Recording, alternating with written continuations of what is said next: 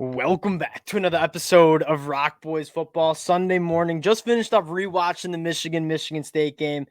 Michigan continues to dominate. And Dill, you're going to see on Twitter that Michigan hasn't played anyone. These aren't good teams.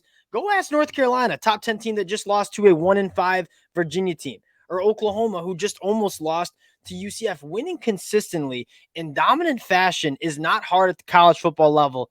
It's exactly what Michigan continues to do. As a Michigan fan, Dill, this is a team that feels special, has a special quarterback, special coach, and really just a special culture. Really excited to get into this one. Now, before we do, just want to say thank you to you guys, and especially the Michigan fans. Y'all know we rock with Michigan. The amount of support from the Michigan fans, it truly does mean a lot. We love talking with you guys in the comment section. So again, if you do enjoy the content, consider subscribing to the channel. More importantly, let us know in the comment section how you guys are feeling. Dominating little brother 49-0. Didn't quite hang 50, but that's okay because we did get the shutout. They're going to give you the tee box here where you want to go, big dog. Yeah, and as you mentioned, people in the national media and everyone else are going to try to pick at this Michigan team. They coming at us. As Jim Harbaugh said, when you have success and you become that guy or that team, people have a funny way of wanting to see you go down. And that's what they're doing. The NCAA is doing it. The other opposing fan base are doing it. But at the end of the day, it doesn't matter because Michigan right now is giving out wall-to-wall beatings on every team they play. They're just dominating every quarter, every second. And what's special about it, and fun fact, let's start a little fun fact here. J.J. McCarthy, the Heisman odds leader as we sit right here. It is truly indicative and why this Michigan team does feel special. It's because they have a special quarterback. And J.J. McCarthy looks like the best quarterback across the country. You look at some of the other top quarterbacks, Caleb Williams struggling, Drake May struggling against Virginia. J.J. McCarthy continues to be dominant. What the stat line was just insanely efficient at 3 quarters of play, 21-27, 287, 4 touchdowns. Still, not only is JJ playing some of the best ball that we've seen a Michigan quarterback play in the last 2 decades, but the wide receivers and pass catchers and playmakers around JJ McCarthy really coming together. And that's kind of what makes this season and this team feel so damn special. I mean, the tight end play in terms of AJ Barner coming out and he's right up there with Colson Loveland. 100%. The Colson Loveland show, he's going to dominate, and he is. But AJ Barner, he's a number 1 tight end too. He's a clear pro. Just the fact that they're so good, they work the middle incredibly well. They break tackles, they're athletic, they hit big plays. That unit to me is just, again, Colson Loveland was really good towards the end of the year last year, but the fact that now they have 2 guys and they can run the way they want to run it, and we know Michigan wants to run 2 tight end sets, those 2 are just playing at such a high level and really taking football games. And that's the best thing about these tight ends is even when they're not open, they're open. You have those seam routes where JJ feels so comfortable just going to the back shoulder of these guys. They feel really comfortable knowing that football is going to be right there, making those contested catches. We said it going into the season was this wide receiver room, although I've been proven wrong because Roman Wilson, Cornelius Johnson, Samaj Morgan, true freshman, all dogs. People like to overlook and so many, you talk about opposing fan bases kind of hating and nitpicking this team. Where are the true wide receiver ones on this team? We got 2 at the tight end position. When you have tight ends, just ask Georgia with Brock Bowers, that are just massive weapons in the passing game. That's just as good as having a wide receiver. And right now, your 2 guys to go to in the passing game are your big tight ends, and the chemistry that JJ's built with both Loveland and AJ Barner. It's been next level stuff. And what really makes them dangerous is they both block level, so you can run them out of the set Michigan wants to run the ball in. And I get the run game's kind of maybe hasn't hit its stride in terms of what we kind of expected, but I do think there's an element of teams know that if they can stop the run, then they have no chance. So I think they're committing. That's what, stop the run first, deal with JJ second. The problem is there is no it's pick your poison now. Last year, if you could stop the run consistently, you could obviously slow Michigan down, and we saw that plenty of times. I think we saw that in the first half against TCU. We saw it against Ohio State at times, and we saw it against Illinois. When you get after the Michigan up front and deal with the run game, they were able to be somewhat successful. Now, the way JJ's playing, it's just there's nothing they can do, but I still think they're committing stop run first, and we'll deal with the pass later. And you see how much how open the middle of the field is right now. I just am convinced that's what people are 100%. It doesn't take a genius to see. Like, you're seeing loaded boxes, you're seeing safeties come in, and that's what happens. We go play action, we work that middle of the field. What we banged the table for, it was like, we knew this Michigan team would be special. We wanted to see some more explosiveness in this offense. This is a team that's top 10 in yards per play, specifically with JJ. Not only is he top 5 in completion percentage in the country, he's also top 5 in yards per pass, averaging over 10 yards per pass attempt. Insane numbers. You're seeing the explosiveness, the chunk plays in this Michigan offense.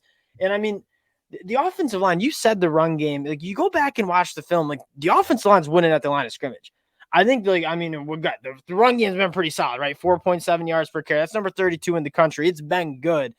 But what I'm seeing and what I think is like the untapped potentials, we haven't quite hit those big hitters yet in the run game, but they're coming. Like, how many times has Blake Corum or Donnie Edwards got shoelace tackled, just tripped up before they go for like 40? Those plays are going to come, but you're winning at the point of attack. It's not a problem with the offensive line not moving the line of scrimmage. This run game is going to come along. I mean, they also haven't unleashed JJ to his fullest extent either in terms of like being able to use him in the run game. And that obviously is a very effective element of what they were able to do last year. So I think right now it just doesn't matter. There's no reason. You don't need to. You don't need to run JJ. But like against the Penn State, against Ohio State, and hopefully in a college football playoff type game, when you can add in that read option play, it just adds another weapon. And again, that was a part of what they did last year and was very successful. I think we're going to see it. And I think the run game is certainly going to be helped by having that element to it that we were kind of talking when it was the Cade McNamara to JJ transfer. It's like, well, it's not just adding probably or obviously a more talented passer. Yeah. The fact that he can run and keep the backsides clean, it adds a new dynamic. And we just haven't seen that yet, and we haven't had to. But I suspect when we do, it's going to take off a little bit. Before we move to the defense, because this defense is at like playing at another level right now. Samaj Morgan, true freshman, he's got some juice. Like, I'm really excited to continue to get him in space. And it goes back to, you want to put people in the tackle box. Like, we have wide receivers that not only can win going down the field, they can win yards after catch too. Roman Wilson is the fastest player on the field whenever he steps on. People forget that. Legit burners. Cornelius Johnson massively improved his ability to work after the catch as well. Samaj Morgan, just add him to the list. Now, still the defense. 5.9 points per game. Like, teams are averaging less than a touchdown. Obviously, shut out Michigan State. That's number 1 in the country. And I want to start with the biggest question that we had was the pass rush. Like, we were able to win last year against maybe subpar offensive lines, and the pass rush looked good.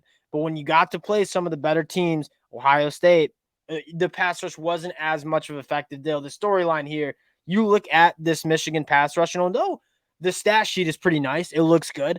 Like, the quarterback hurries, the quarterback pressures, the overall havoc that this front four is producing, just going to run down. I mean, we're on pass rush win rate watch. Derek Moore. And just for context here, this is a little nerdy here. Over 10% is a pretty good number for a pass rusher. If you're winning on 10% of your pass rushes, pretty good number. Derek Moore, 20%. Josiah Stewart, 24%. Braden McGregor, 17%. Jalen Harrell, 19.4%. You go on the inside. Mason Graham is winning almost 17% of his pass rushes from the inside. Chris Jenkins at 12%. The depth and the talent of this defensive line in terms of getting after the passer, it's been next level. And when you go look at Ohio State, man, like, that offensive line is struggling. This Michigan team, you got it. This is the most confident I felt with this Michigan defense since I've been a Michigan fan. The fact that the edge rush play is kind of nearing back where it was with Ojabo and Hutchinson and how good that unit was. Yeah. You add obviously a layer of depth, and the inside I think is far better. That's what's got me so encouraged, because last year it did take a big step back. And when you lose 2 first-round caliber players, you kind of expect that. But I think they built that back up. I think the fact that Derek Moore is really starting to turn into like that guy who can really dominate a football game. Braden McGregor has really just come along now for, it feels like 2 or 3 seasons where you just gotten better and better and better. And then Josiah Stewart, just in terms of being that pure edge guy, he feels like that guy. I just think what they've done is incredible. And then Jalen Harrell, just being the stalwart that he is, just consistent in every facet of the game. And he's so good against the run. Like, I say it every time, but like, that doesn't get enough, because I don't even say casual fan, but the casual fan will be like, yeah, well, how many sacks does he have? Like Jalen Harrell gets it done, always keeping the outside shoulder free. No runs get outside of him. Absolute dog. And I'm going to say something that in no world am I trying to disrespect my favorite player who's ever worn a Michigan uniform. That's Aiden Hutchinson.